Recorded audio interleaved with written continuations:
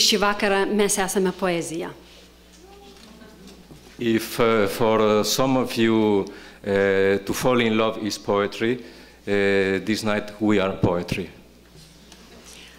Jeigu kažkam iš jūsų raudona ir juoda nėra poezija, šiandieną mes esame Stendalio romanas, realistinis. If for some of you red and black are not poetry, then we are not poetry tonight, we are a realistic novel by Stendhal. Jeigu kažkam iš jūsų kalbėjimas apie poeziją nėra poezija, šiandien mes kalbėsime.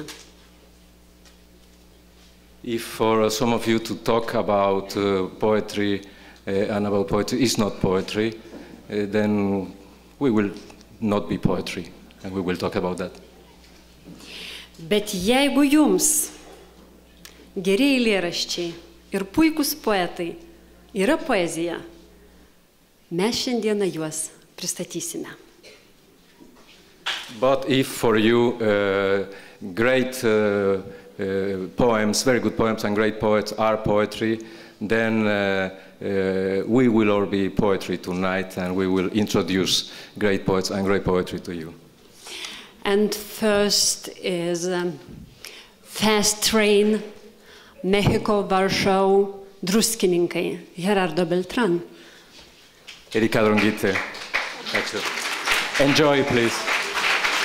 Brangus svečiai, kaip jau sakėme, pradėsime vis tik nuo poezijos ir prašome pasiimti savo almanachus, puslapis 372. Taip, ne? Taip? Ne. Ne.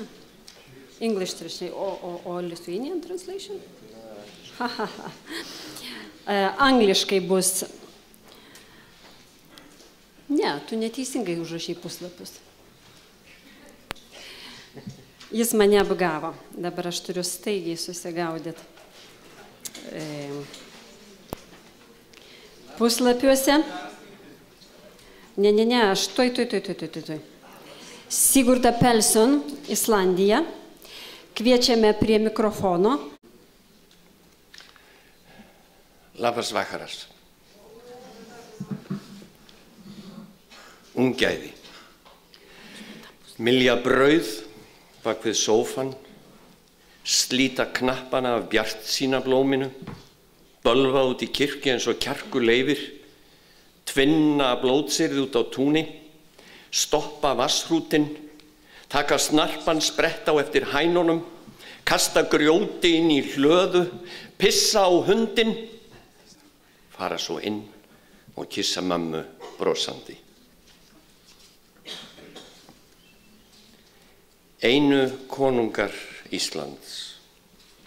Fuglar vís okkur veginn sem löngu gróinn, horfinn í svörðin og vindurinn þéttur, sveigir stráin sem gróa á rústum, löngu horfinna bæja og gróinna vega, en fuglar vís okkur veginn gróin svörð og rústir bæja þar sem konungar sátu við skriftir konungaljóðs og sögu í litlum bæjum með víðáttur í höfði. Með björtu flugi sína fuglarnir okkur veginn sem liggur alltaf upp og áfram, veginn óháðan tíma og rústum og sverði, veginn línur sem konunga lögðu á skinn. Horfnir eru bæir og horfnir vindbarðir vegir, vegur sögu og ljóðs, samt ennþá opinn og frjáls. Húsið mitt. Það vantar næstum ekki neitt á húsið mitt, næstum ekki neitt. Það vantar á það skorsteininn, það venst. Það vantar á það veggina og myndirnar á veggina, það verður að hafa það. Það vantar ekki margt á húsið mitt, það vantar á það skorsteininn, hann reykir þá ekki á meðan. Það vantar á það veggina og gluggana og dyrnar. En það þægilegt húsið mitt. Gjörið svo vel, fáið ykkur sæti, verið ekki hrædd. Við skulum fá okkur bita, brjóta brauðið, dreipa á víninu, kveikja upp í arninum, horfa, nei, dást að myndunum á veggjónum. Gjörðu svo vel, gangið dyrnar eða gluggana, ef ekki bara veggina. Nocturn handa Merkúr. Innri raddir ljós að utan snertipunktur. Speglun og vitneskja einingu í brothættri mynd, í andvaragáruðum spegli vassins, speglun og vitneskja einingu í hverfulli mynd á mjóum speglunum í salnum. Orðanna hljóðan og innri raddir, hið kvika silfur og ljós að utan í brothættum hverfulum snertipunkti. Dúfur. Kötturinn á 7. hæð hélt hann væri dúfa. Hann var alinn upp á 7. hæð frá því hann var viku gamall. Aldrei sá hann aðra ketti, engin dýr nema menn og svo dúfur út gluggann. Fyrst hélt hann lengi vel að hann væri maður, einlæg áform hans að fá sér sæti með ungu hjónunum við borðið, setja á sér servíett og hefjast handa að snæða forréttin. Þessi áform enduðu alltaf með því að hann var rekinn burt harðri hendi og hvattur eindregið til að snæða einhvern fjandann úr kattarskálinni. Löngum satt hann hugsi í gluggakistunni og horfði á dúfurnar. Fyrst langaði hann að stökkva á þær, leika við þær og glefsa í þær. Svo slóði allt í einu niður í hausinn á honum að auðvitað væri hann dúfa. Nokkra daga eftir sat hann í gluggakistunni á 7. hæð og sinnti því lítið sem ungu hjónin og aðrir af þeirri dýrategund aðhöfðust, fann til vaxandi samkenndar með dúfunum, undraðist hvað þær sniðgengan, vingjarnlega félagslynda dúfu í gluggakistunni, gleymdi sér svo alveg daginn skömmu fyrir kvöldmat og stökk. Þegar hann var lagður til hinstu hvílu í bakgarðinum sátu dúfur í öllum gluggakistunum.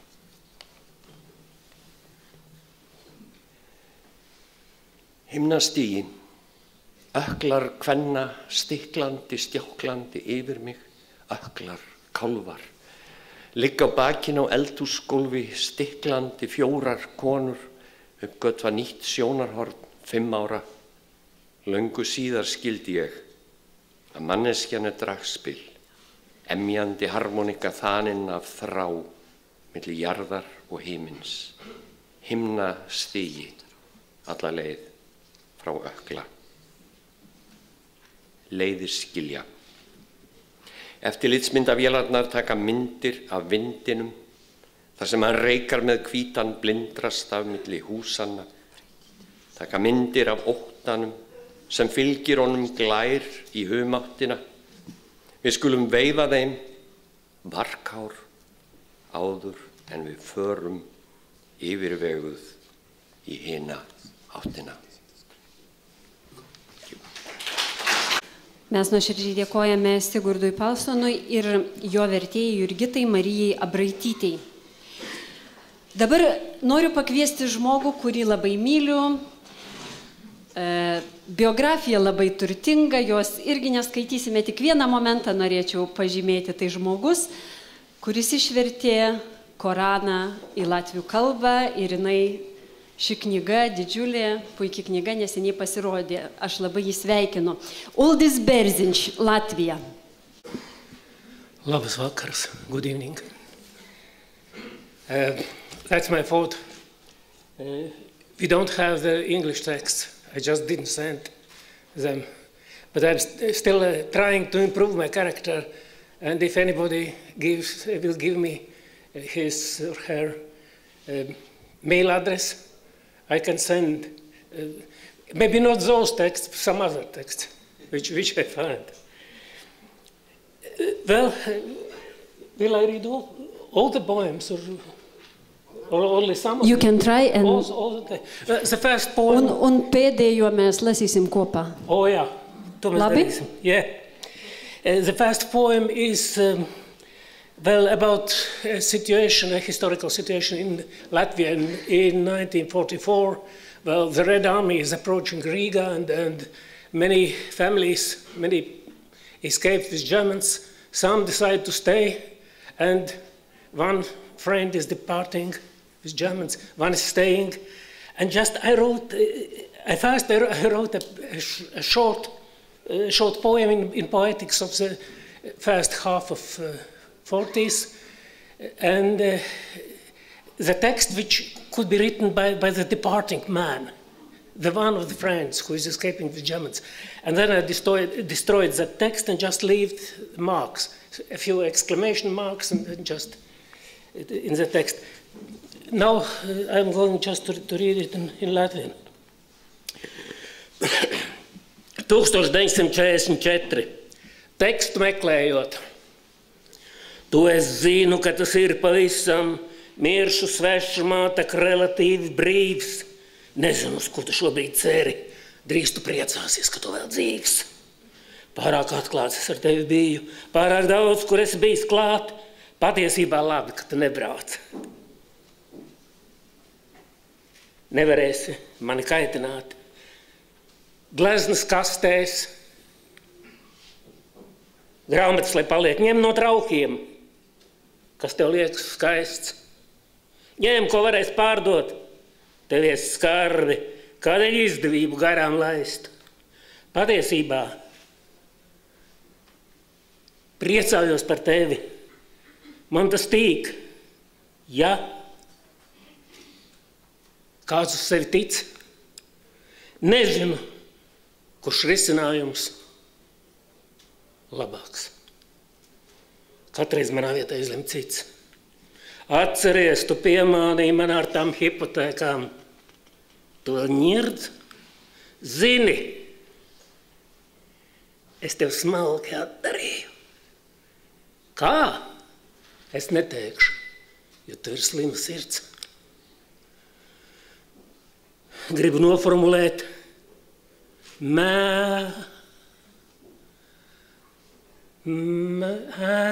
miem burtiem visu to, ko nevar izteikt balss. Kad mēs satiksimies, mūsu abu nebūs. Tiksies projekcijas, divu līkņu gals.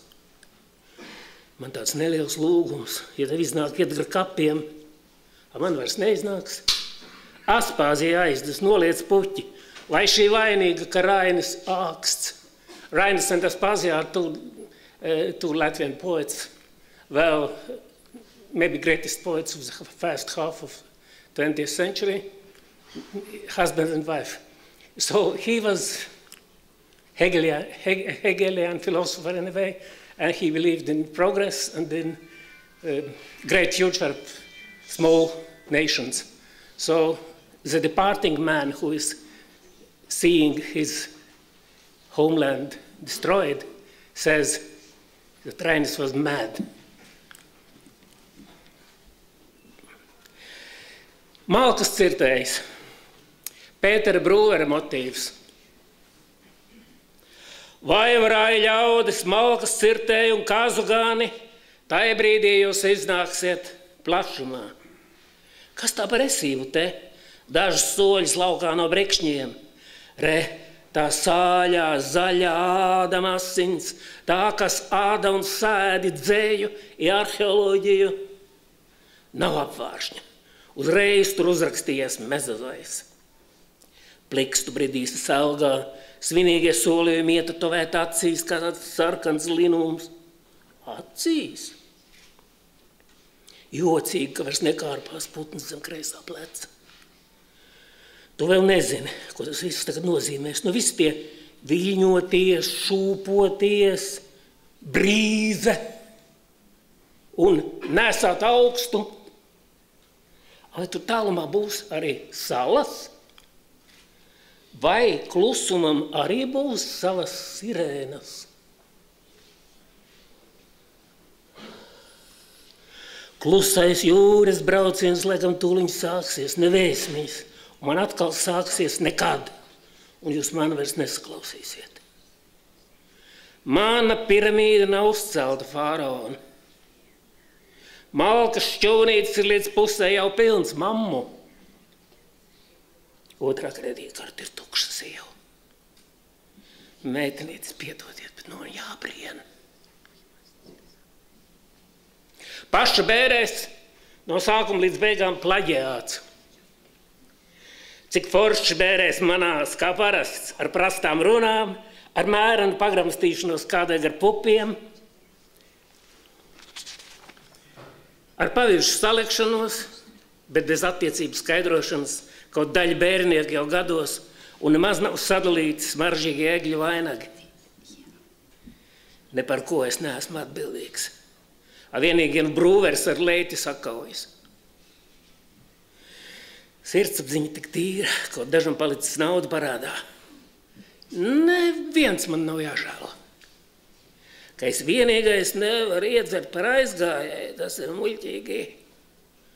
Bet vai nav dzerts bērēs? Un palūk, mani šovakar pilnā nopietnībā ielējuši. Saruna ar pasnieku. Pierod pie vientulības, saka. Rudens pavisam tuvu, politika tālu. Kaķis, smalka dvēsele, bet puķis apčurā. Zaļš, tik spožas zaļš septembra lietus logos. Dieviņ, viņa saka, mīļo dieviņ, šokar neko tev nelūkšu, tik pasveicini mammu un tēti. Un top no vakara un rīta jauna diena. Pasniegs, rūpēs, grims, paiet garām tiem vārtiņiem. The thief is speaking about one Latgalian girl who is the protagonist, the hero of the text, then about her friend, and then about different people, about me, the stupid author. And after all those things, maybe they could catch him. Aš trumpai lietuviškai dar pasakysiu. Čia yra toks įdomus eilėraštis sukurtas pagal čiuvašų folkloro dainas, kada panašiai kaip pas mūsų užkalbėjimai, kada prašo, sako tokius neįmanomus dalykus ir tik tada tas užkalbėjimas įmanomas, tik tada sugauna mane, tik tada kaip pakartojimas toksai, bet prašymas yra neįmanomų dalykų. Ir aišku, aš gailiuosi, kad nesu tikra, pavyzdžiui, žemaitė, negalėjau žemaičių kalbą išversti čia latgalių tą kalbą, tai mes norime dabar paskaityti kartu. Aš skaitysiu. Lūkšana Zagļa, čivašu motīvs. Īto teksta literem kā prīceiba, kam jim mūžaiga dzeivošana, kā aizlūdz der Zagļa, kad pīsauc čīvļu tārgu da čivašu literu čudnūs, kad dancoj, kad ar vieļai visim tam minētajiem za savas dzeivošanas, tūlai tik nūgin, lai mani. Īto teksta protagonisti Tereze, kā vēl paauga, kā porlaiž pavasaru plaukūņis, rudiņu aukūņis, kā nūbeidz školu, ir augstu školu, kā dasnāc, kā turks saka, oļģiņas brīdumā. Kā satiek Joņa, seikokti zinot jau vaļnam, ko Zagļam vēl dalikt, kā būtu, kā biņūle, kā laimēga. Tūlai tik nūgilst, lai mana. Īto teksta skaitītais Joņs, kab, kai navī nūbeidz pakuļtētā, kab ilgok nūsatur darbā, kab īmeļoj Terezes, kab pamat dzeršanas, piečok atsoc, kab aizbrauc da Vocijai, kab nūpirk Terezei mošiņīs, kab nūpirk sātu mūktu povalūs, kab saguļ ar līļu, nūsalīdz Terezes, piečok daudz āļu, vēl saguļ ar līļu, kab sabi un pogosta futbolā spēlē ar stābuļņīkiem, kab pīdzēvoja bārnu ir bārnu, kab nūsaguļ rieznis kopus pitāva, tūlaik tik nūguņi lai māja. Īto teksta autors Bērzaņš, kab brosņi tos bļūžņiešanas, kab dabeidz to porvarsuma, kab aizpeļņi naudas, piečok, ka īskaisa, kab soka asam par sieli, ka rūdzātus dabun po golvu, kab dam ir šķivašu volūdas, kab piečokot, ka jai atsavuica, kab nūvilc autoriskus tīseibu zokšanu, kab saguļ ar Terezi, kab saguļ ar Līļu, tūlai tik nūgļu, lai mana. Te džiaugsmingos bus šio teksto raidės, te gyvuoja jos per amžių amžius, tegu melsdamos vagį užtars jos, te prišauks nelatgališkai tarškiančių plepalus ir juokingas čiuvašų raidės, tegu šoka iš viso ūpo, te išpildo kiekvienam minimam čia paskirimą iš jo gyvenimo, tik tada te sugauna mane. Šio teksto svarbiausia veikėja Teresė tegul dar paauga, tegu išjaučia pavasario žydėjimą, vėjų siautimą, te pabaigia mokyklą ir aukštąją, te prinoksta, kaip turkai sako, iki subrendėlės subrendimo, te susitinka Joną, o smulkiau velnė žino, ką vagis čia pridurti begali, kad tik būtų, išbūtų, kad tik tai laiminga, tik tada te sugauna mane. Šio teksto skaitytojas Jonas te pabaigia fakultetą, bet kokiais būdais te išsilaiko darbe, kuo ilgiau te įsimyli Teresę, te meta gerti, vėliau vėl te pradeda. Te išvyksta į Vokietiją, te nuperka Teresei mašiną, te nuperka namą Muktų Paviluose, te permiega su Lile, atsiprašo Teresės, te vėliau dar daug kartų permiega su Lile, tegu sudalyvauja vietos futbolo rungtynėse su stabuliečiais, te susilaukia vaikų ir vaikų. Te randa poilsį Rėzeknės kapuose, tik tada te sugauna mane. Šio teksto autorius Berzinis te pabaigia bliuznės niekus.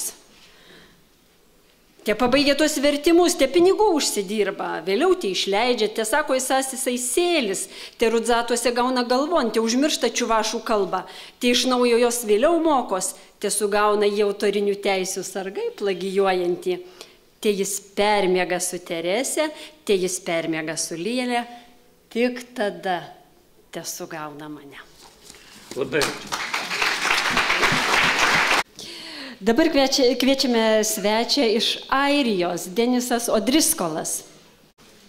Thank you for coming.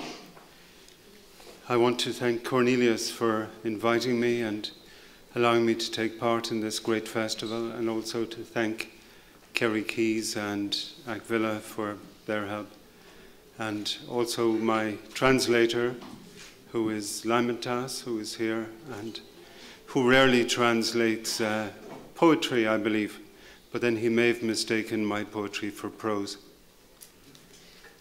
Seamus Heaney's wife, Mary, says there is no such thing as a short poetry reading. And I'm not going to read the final poem then to try and make this a shorter poetry reading. The problem is that it comes straight after dinner, and in festivals like this one tolerates the poetry in order to appreciate the food, and the problem is you tend to fall asleep. And when I was very young, one of the first readings I ever